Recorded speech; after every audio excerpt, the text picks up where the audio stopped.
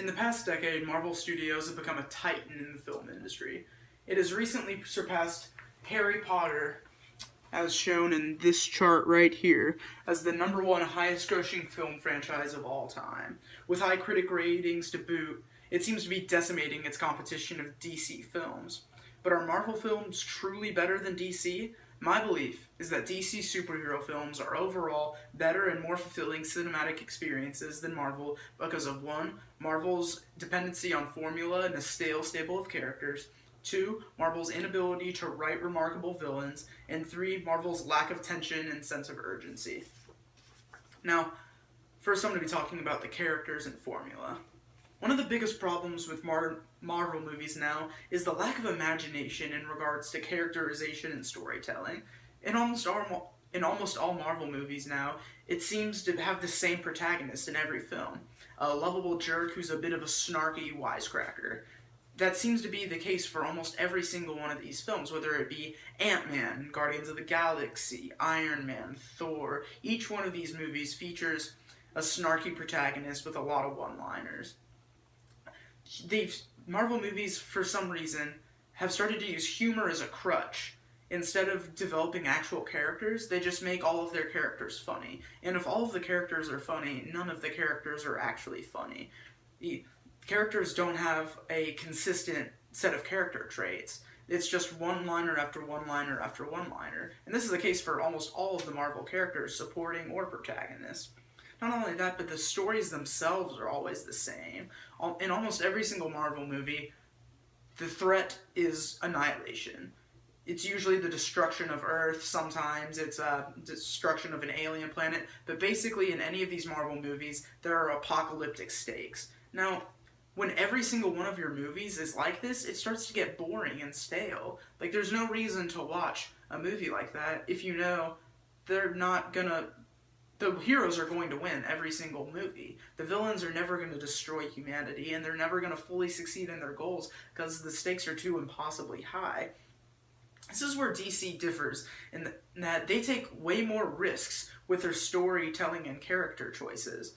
Like, let's take the Dark Knight trilogy, for example.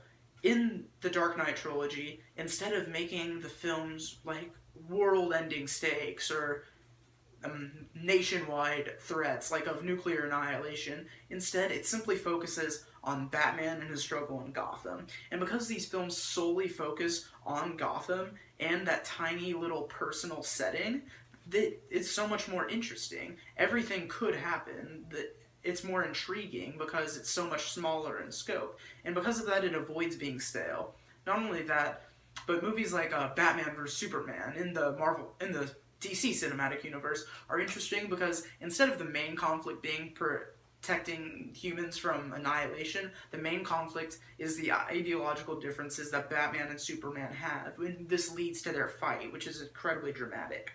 So even though DC movies don't always succeed with their stories, they at least are more original and have at least they're more original and are just more interesting in general. Now, the second major problem that Marvel movies have nowadays is they have such mediocre villains. I'm going to give you a challenge. Name one single Marvel villain. Just one.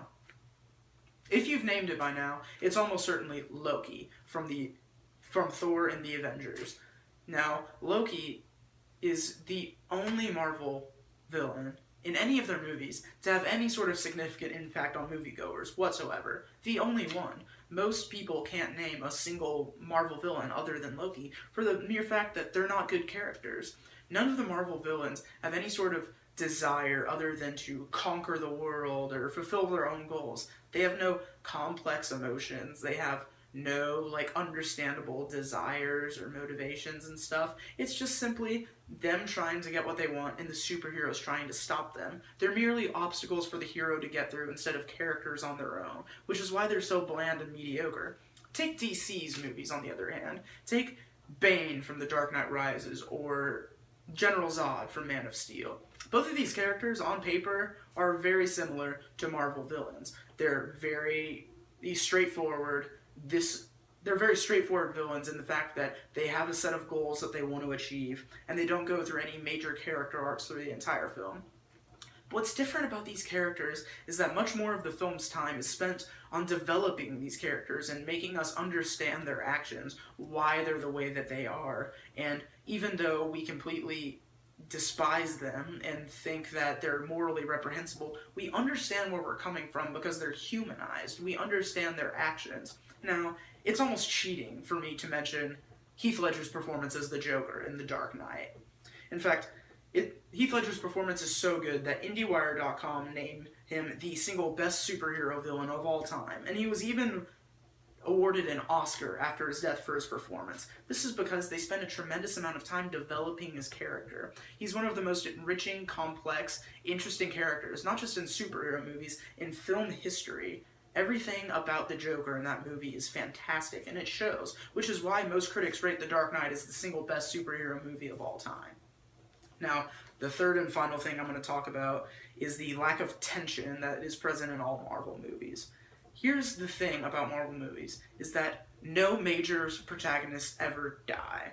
In fact, the only characters that ever die in any Marvel movies are either the bland generic villains or small supporting characters. SuperheroHype.com researched and found that out of 5 major characters that seemingly died in various Marvel movies, all 5 of them either resurrected or ended up not being dead after all. So essentially they faked us out with these deaths. Because of this, the tension is gone. We know that no major characters we care about are ever going to die in these movies, so there's no reason for us to continue watching because the stakes just aren't that high. And I'm not saying that the stakes have to be life and death for the superhero, but whenever a major character dies, it opens up the story in ways that it never had before. Take Rachel from the Dark Knight franchise, for example. In the Dark Knight franchise, Batman's main love interest, Rachel, dies suddenly halfway through the second movie. This character was no mere side character. She was no just sidekick or secondary character whatsoever. She was an integral part of the plot. For about